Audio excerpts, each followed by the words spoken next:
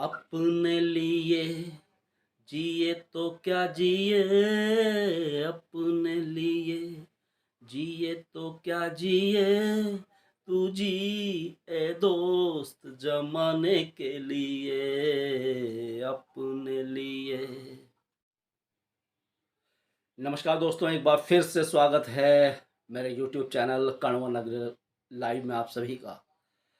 तो दोस्तों, भीषण गर्मी कोटद्वार में लगातार पड़ रही है और मैं देख रहा हूँ कि लोग बहुत अच्छा काम कर रहे हैं। लगातार मीठे शरबत का वितरण कोटद्वार में कर रहे हैं। आज भी मैंने देखा कि नजीबाबाद रोड में लोग, बडोला कॉलोनी के पास लोग आज मीठे शरबत का वितरण कर रहे हैं। और इसी प्रकार से लोगों ने कोरोना पीरियड में भी एक दूसरे की मदद की थी। और सरकार की तरफ से चाहे गर्मी हो चाहे सर्दी हो, इस प्रकार के प्रयास नहीं किए जाते हैं। कोटद्वार में खासकर मैंने देखा है, जब आप सर्दियां होती है तभी भी मैं देखता हूं कि लोग उसी प्रकार से कोटद्वार के झंडा चौक में बरामदे में इसी प्रकार से सोते हैं। जो आग की व्यवस्था होती है, जिसको अलाव कहा जाता है, अलाव भी उस प्रकार से नहीं होता जैसा होना चाहिए, सभी जगह नहीं होता। इसी प्रकार से भीषण गर्मी पड़ रही है। कहीं भी कोटद्वार में आप देखिए कि एक भी प्याऊ सरकार की तरफ से नहीं है। मजदूरों के साथ बहुत बड़ी समस्या है और राहगीरों के साथ बहुत सारी समस्या है। आप सभी देख रहे हैं, चाहे आप रोडवेज बस स्टैंड में देखिए, चाहे जेएमयू का बस अड्डा देखिए, चाहे दूसरी और जगह देखिए जहाँ पर कि टैक्सी स्टैंड है, वहाँ पर कहीं भी पानी की सुविधाएं उस प्रकार से नहीं है जिस प्रकार से इस भीषण गर्मी में होनी चाहिए। तो इस पर काम करने की आवश्यकता है। लोगों को भी मैं कहूँगा कि लोगों को कम से कम ऐसी छोटी छोटी चीज़ों के लिए सरकार को सचेत करना चाहिए, प्रशासन को बताना चाहिए, उनके कानों तक ये बातें पहुंचानी चाहिए कि, और जो खासकर जो समाज सेवी हैं, जो भी जनप्रतिनिधि है, चाहे वो नगर अध्यक्ष हो, जिला अध्यक्ष हो, चाहे वो किसी भी पार्टी के, सभी को इस पर काम करना चाहिए। दोस्तों, एक हमारा वो समय था जब गर्मियाँ पड़ती थी, गर्मियों में हम, वो जो हमारा समय था, वो इनोसेंस जो हम लोग थे, हमारे अंदर एक वो दुर्भावना की भावना नहीं थी। आज हम खेलते थे, कूदते थे और उसमें गाली गलौच भी करते थे, लड़ाई होती थी, लेकिन फिर दूसरे दिन हम लोग इकट्ठा एक हो जाते थे। तो वो दुर्भावना नहीं थी। आज छठवीं, सातवीं, आठवीं, नौवीं, 10वीं में पढ़ने वाला बच्चा, अगर उसके दोस्त के साथ थोड़ी सी भी अनबन हो जाती है, तो वो बातें वो अपने दिल में रख लेते हैं और वो सालों साल तक मेरे ख्याल से वो बस फिर ज़िंदगी भर का वो जो है मनमुटाव हो जाता है। और फिर उसके बाद, लेकिन हमारा जो समय था, वो समय तो लौट कर आएगा नहीं। वो घड़े का पानी जो हम पीते थे वो लौट कर नहीं आएगा। वो प्याऊ जो कोटद्वार में लगा करते थे दोस्तों, अगर आप सभी लोगों को याद होगा, चाहे चौकी के पास आप प्याऊ देख लीजिए, चाहे आप रेड लाइट के पास देख लीजिए, जो अब रेड लाइट है, चाहे आप जो बर्फ़ वाले थे बद्रीनाथ मार्ग में, उन्होंने एक प्याऊ लगा रखा था, झंडा चौक में था। और ऐसे कई प्याऊ थे, तांबे का लोटा हुआ करता था और उसमें से एक व्यक्ति जो है पानी पिलाता था, जो पूरा बोरे का वो बनाया रहता था, बहुत ठंडा होता था, पानी पिलाता था और हम बहुत सारा पानी पी जाते थे। तो वो हमें डांटते भी थे, वो जो अंकल होते थे, कि कितना पानी पियोगे। इस प्रकार से वो समय था। आम का सीज़न होता था गर्मियों में, अभी भी आम का सीज़न है। और अब आम आदमी 1 किलो 2 किलो ही घर में ले जाता है, लेकिन उस समय पूरा 10 किलो, 15 किलो, 20 किलो, कोई समय नहीं था। बस आम कहीं से भी आते थे, हम घूम फिर के खेल कूद के और आम खाते थे। वो समय था। आड़ू थे कोटद्वार में, आड़ू हुआ करते थे। वो आड़ू अब लुप्त हो गए हैं कोटद्वार के। बाहर के आड़ू आ रहे हैं, अभी आपने देखा होगा मार्केट में बाहर के आड़ू आ रहे हैं। वो तो आड़ू जैसे दिखते भी नहीं है। कलर उनका बस कलर इतना ब्राइट है, इतना अच्छा कलर है कि हम कलर देख कर ही वो आड़ू खरीद लेते हैं। और दूसरी चीज़ थी आम। आम जो हम जाते थे चोरने भी जाते थे बाग में, आज मैं देख रहा हूँ कि आम अ, वैसे ही लदे हुए हैं। लेकिन पहले हमारे समय में इस प्रकार से, क्योंकि बच्चे जो है, हम जैसे लोग जो है, उसको उनको चोर देते थे और आम को थोड़ा सा नमक और मिर्च हम अपने कागज़ में रखते थे और उससे खा लेते थे। और कभी कभी तो हम छिलके समेत खा लेते, और छिलका भी अगर निकालना तो दांत से ही वो छिलका भी उतार लेते थे। तो वो समय था, वो जो दौर था, वो शायद ही कभी लौट के आएगा। फिल्म की बात करें तो फिल्म 3 टाकीज यहाँ पर थे। आप, उर्वशी टॉकीज़ था, दीप टॉकीज़ था, गढ़वाल टॉकीज़ था। और फिल्म के जो पिक्चर आती नई लगती थी, तो वो समय एक अलग था। जब नई फिल्म आती थी तो टेम्पो में पीछे पोस्टर लगा होता था एक, और उसमें माइक में वो बंदा जो है उसका अनाउंस करता था, आइए अपनी माता बहनों के साथ देखिए दीप टाकीज के सुनहरे पर्दे पर फिल्म प्रतिज्ञा, जिसके सितारे, और हम उसके पीछे दौड़ते थे उस पोस्टर को देखने के लिए।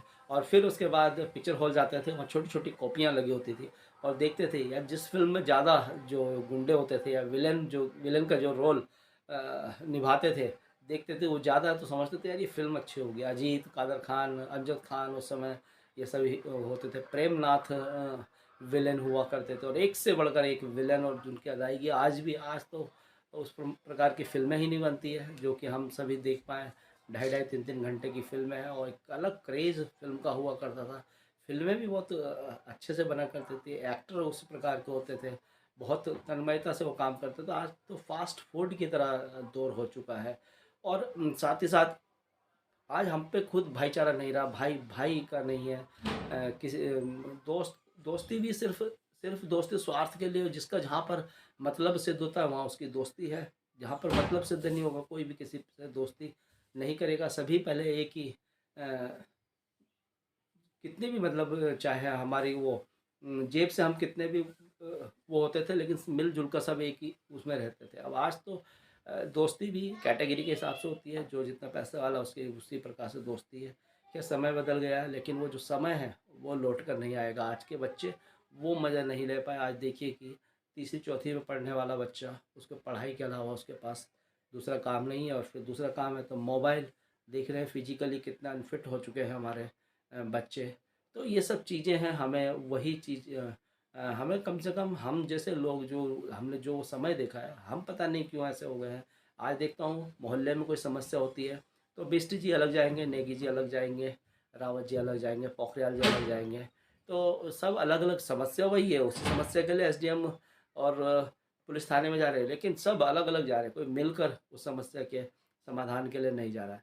अभी आपको दोस्तों मैं अपने मोहल्ले की बात बताऊं। मेरा मोहल्ला में काशीरामपुर में रहता हूँ, वार्ड नंबर 5 में मैं रहता हूँ। 6 भी काशीरामपुर का कुछ एरिया 6 में आता है, कुछ 5 में आता है।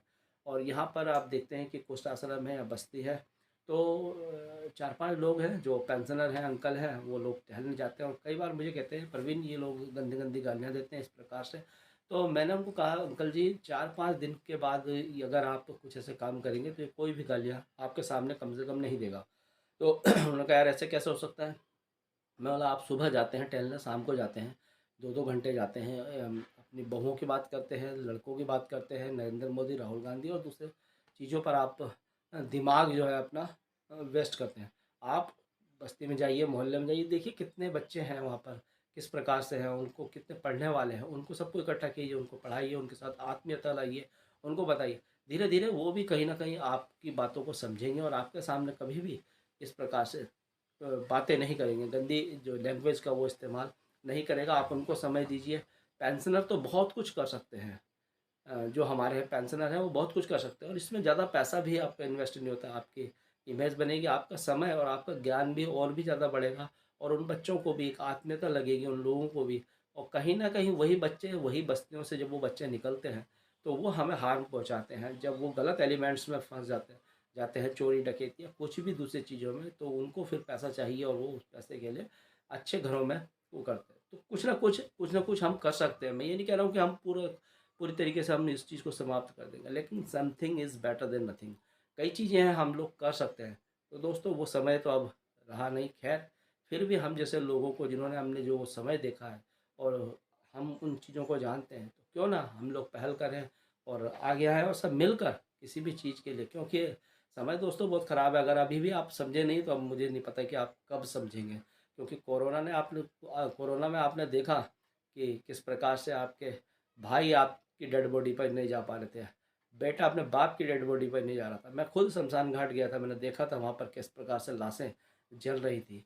तो ये सब चीज़ें देखने के बाद भी अगर हम समझे नहीं हैं, आज सिर्फ़ और सिर्फ हम पैसों की अंधी दौड़ में डूब रहे हैं। और बस अपने, चाहे वो भाई हो चाहे वो कोई भी रिश्तेदार है, हम चाहते हैं कि उसके पास ये वाला ब्रांड 4 व्हीलर का है तो हमने वो वाला लेना है। वो छुट्टी बिताने अगर देहरादून गए हैं तो हम मनाली जाएंगे। इस प्रकार का जो कंपटीशन है, कंपटीशन इस प्रकार का नहीं हो जाए। कंपटीशन इस प्रकार का होना चाहिए कि यार वो समाज के लिए इस प्रकार से कर रहा तो मैं भी समाज के लिए इस प्रकार से करूँ। तो कंट्रीब्यूट करना, समय का कोई पता नहीं है, समय कब क्या बदल जाए, कब कैसा हो जाए। इसलिए जितना भी समय, मैं ये नहीं कह रहा हूँ कि आप लोग अपने पैसों को वेस्टेज कीजिए, पैसे मत बचाइए, बिल्कुल बचाइए, क्योंकि भविष्य के लिए भी आपकी कुछ योजनाएं होनी चाहिए। लेकिन साथ ही साथ लोगों को कंट्रीब्यूट करना है, लोगों के साथ कंधे से कंधा मिलाकर चलना है, समाज की समस्याओं को, अपने मोहल्ले की समस्याओं को उठाना है, और कम से कम एक हफ्ते में 1 घंटा हम इन सब चीज़ों के लिए दे सकते हैं।